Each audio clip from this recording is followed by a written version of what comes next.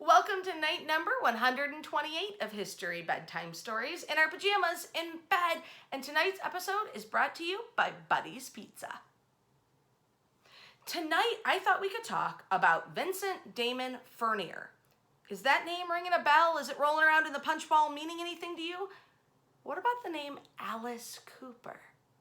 They are in fact one in the same, and they are Detroiters. Born February 4th, 1948, right here in Detroit, Vincent Damon Furnier grows up to legally change his name to Alice Cooper. But before it's his personal name, it's his band name.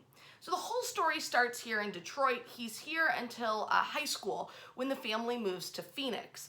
It's in Phoenix that he starts a band. It's classmates. It's a high school rock band.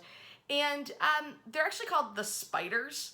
Furnier is the lead singer, and they performed regularly around the Phoenix area. In fact, they had a single that was pretty widely released in 1965. But by 1968, Vincent Damien Furnier has moved on, and he's starting to be the lead singer for a band called Alice Cooper. That's right, a band called Alice Cooper. And they debut in California. The whole point of their name was it was a complete juxtaposition, something totally different than what the band actually was. Because Alice Cooper sounds like a nice girl from the neighborhood. Wholesome, kind, friendly. Alice Cooper, the band, was shock rock. It was awe, it was spectacle, it was goth. And shock rock in California is just not taking off. And these incredible supervillain characters that they built up as the stage persona of the band are just not working for that audience. They're at a show in Venice Beach when the famed music manager, Shep Gordon, sees them, and he sort of says, listen, I think we can take this image and just double down on it. Go for broke. Theatrical gore, stage makeup, fake blood. We're going to really make this what you are about, and we're going to create this shock rock genre of which you will be legendary. Shep Gordon introduces them through an audition to Frank Zappa, and that results in a record deal with Straight Records. First two records, complete failure, but the deal was for 3, and for that third record, they have a bit of a problem. They had done a show where the head was pulled off a chicken and the blood was drank. Yep, didn't think you'd be talking about that tonight in the history lesson, did you? But this death of the chicken, which the band says is accidental, which animal rights activists are like, dude, you killed the chicken and drank the blood. We all saw it. Is really theater gone wrong. It gets the band a lot of really, really bad press, and they start thinking, you know what, maybe shock rock isn't at home on the West Coast.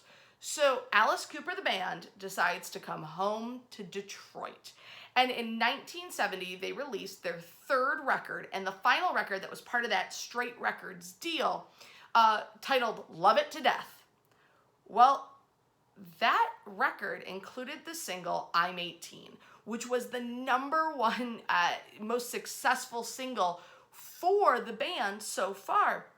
Months later, they get into a little bit of a problem when Warner Brothers Studios actually purchases Straight Records, and it goes ahead and likes the band enough that Warner Brothers, under Straight Records, re-releases the album, and it's this giant breakthrough 9 months after it's originally released. Band goes on tour in 1971, and now it's getting interesting. We're talking gothic torture. We're talking mock fights, execution staged in fake electric chairs. A lot more chickens meet awkward and strange ends.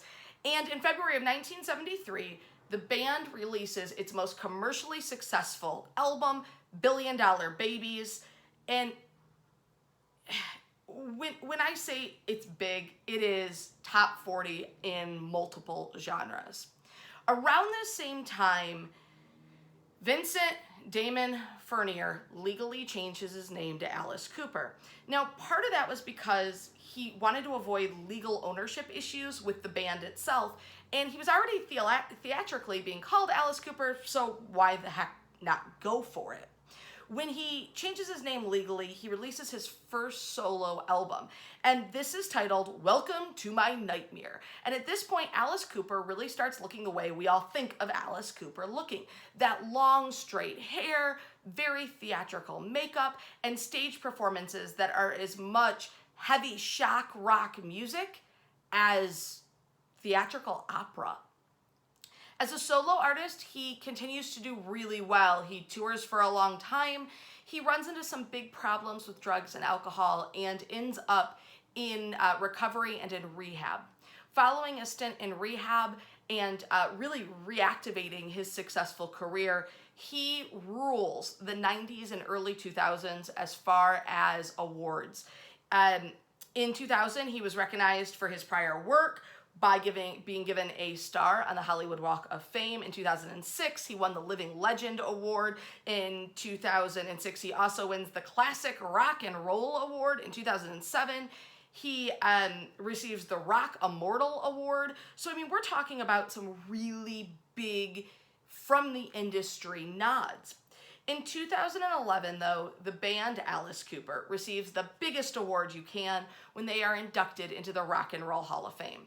Alice Cooper makes music still today. He is a huge supporter of the city of Detroit, of culture, of music, of education, and oddly, he's a really good golfer. So every now and then you see him in a celebrity golf match.